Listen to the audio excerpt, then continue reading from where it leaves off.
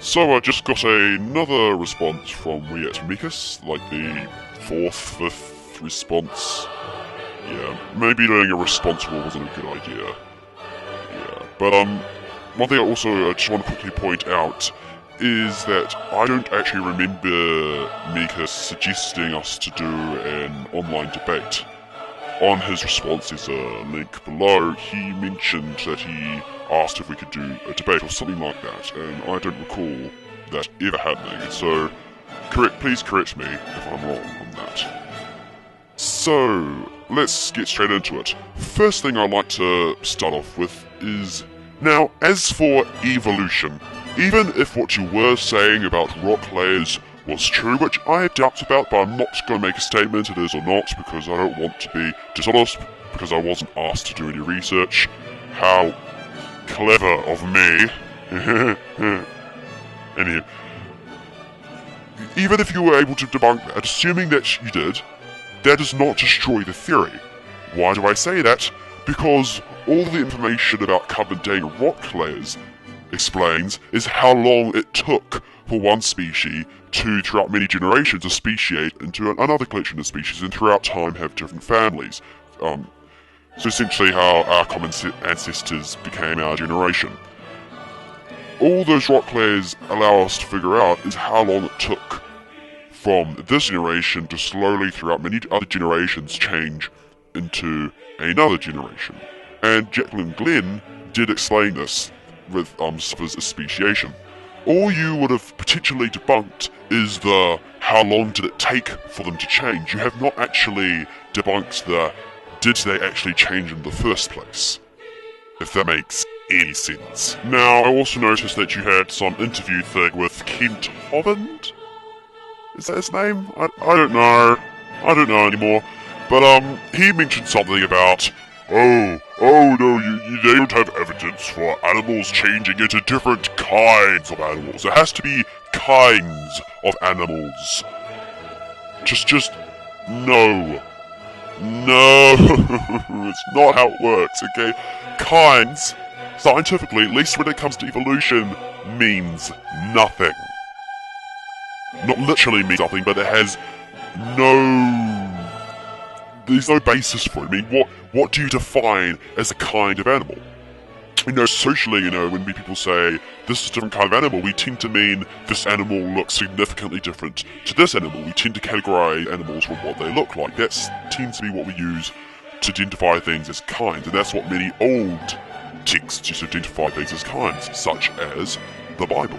But, in science, we don't use kinds, we use species, we use families, we use, generations, we use all these very different words that have a logical, biological, genetic basis. So we do have plenty of evidence,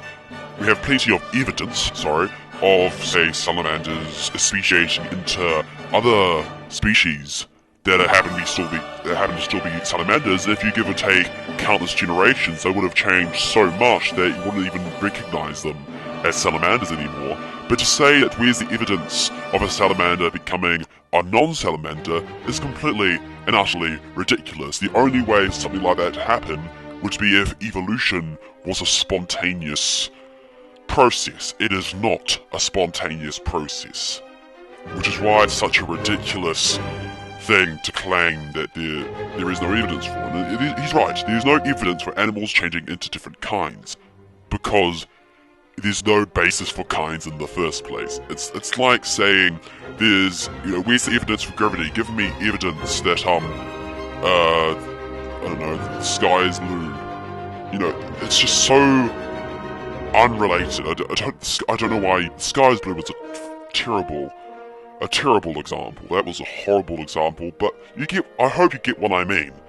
Kinds means nothing to evolution scientifically. Now, let's move on to subjective morality. Now, first of all, I mentioned subjective morality in the first response I did to you. I did not admit that later on. I mentioned that first video, and I didn't admit it. I was very open to it. I made a statement that this is subjective morality. Just wanted to point that out, because you were sort of making it sound like I was, oh no, I have to admit it. I have to admit that it was only subjective morality. No, I didn't admit it. I made a statement that it is subjective morality, because when I see the world around me, I've only seen things that are, when it comes to morality, subjective. Now, your reason for subjective morality being stupid or whatever was just... I mean, where do I even start? Okay, I'll see if I can try and explain to you guys what Mr. Mikas was trying to say. Essentially, he was saying he used the analogy of having two people have different opinions on murder. One says murder is bad, one says murder is good. And due to the fact that morality is subjective, they'd just be bickering this is good, no, it's bad to each other over and over again, and there'd never be a victor because there's nothing objective that defines one idea to be more right than the other one. And I just think it's a ridiculous analogy. I'm sorry, Wyatt Mikas? Yeah, I'm just sorry, but just no. No, I mean, seriously, have you been living under a rock? I'm sorry, but if you look at anything such as the gay marriage debate, you can clearly see what you've been describing happening right now. And the gay marriage debate is a good one, or abortion debate. Let's use abortion as a good example. That's got quite a good split of opinions.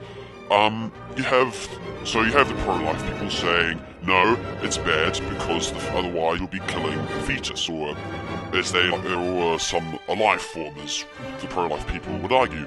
And then you'd have the pro-choice people arguing, no, this is the right of the woman's. The woman should have the right to their own body, and that's their argument. And they're both bickering at each other. Which one's right and which one is wrong? If morality is objective, there should be a right one, shouldn't there? If it is objective, there should be an objective answer we should be able to measure. I mean, if you say it's objective, you're essentially saying that it's measurable in some sense. Not necessarily measurable in space, but measurable to an extent. I mean, what do you even mean by objective morality then? Otherwise, if you couldn't measure it any way, then morality isn't exactly objective. And actually, that leads me to another thing, because you saying that morality is objective because Jesus, or God, or whatever, you're not actually proving objective morality. I don't think you're trying to prove objective morality through that. But, you mentioned how my explanation of morality in my first video I was just shoving under a rug. Well, I think you're doing the exact same thing under this situation, because the only reason why you think your God's idea of morality is the whole truth one is because it's your opinion that he's right. You have judged whether your God is right or not. That requires subjective morality. Does that make any sense? I know that's probably quite a challenging thing to sort of understand, especially if you have a background of being very close to the idea of objective morality and having a God that defines that. But the thing is, even if you think about it, he's not defining it through objective morality. He's defining what's right or wrong through authority. That does not mean it is objectively true. So if he's saying you're not allowed to be homosexual, for example, you're not allowed to be gay, he's defining whether that's right or wrong because he believes it's wrong. He's using authority to define what's right and wrong. He's using his authority to tell us what's right and wrong, right? Assuming that he exists. But that does not mean it's objectively right, because it's someone else's opinion being enforced upon ours. Now you must understand, I'm not trying to say that this means objective morality is perfect. It's not perfect.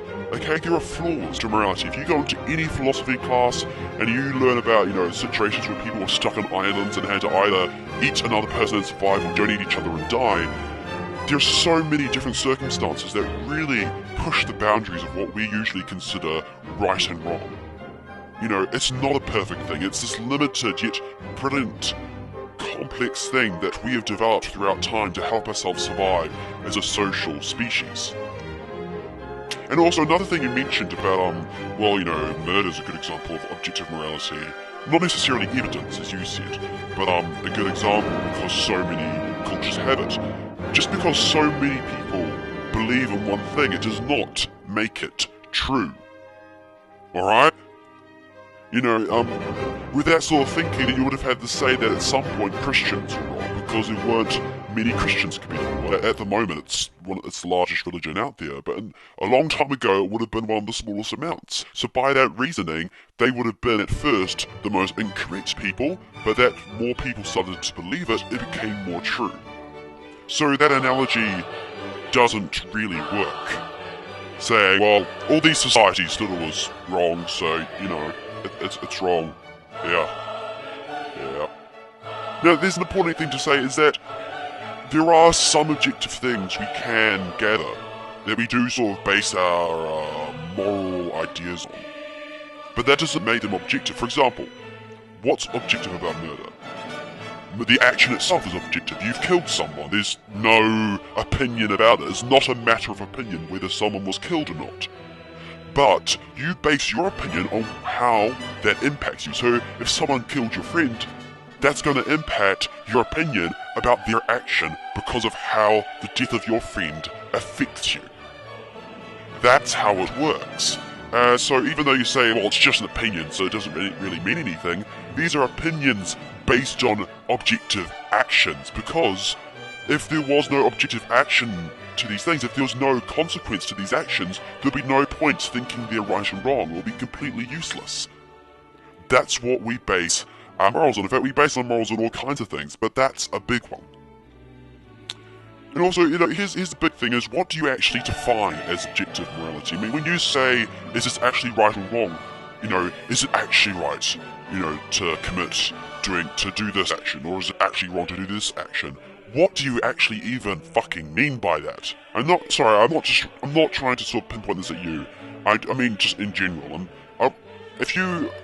It's a big topic, and I'd love to hear what you have to think about that. So, just seriously.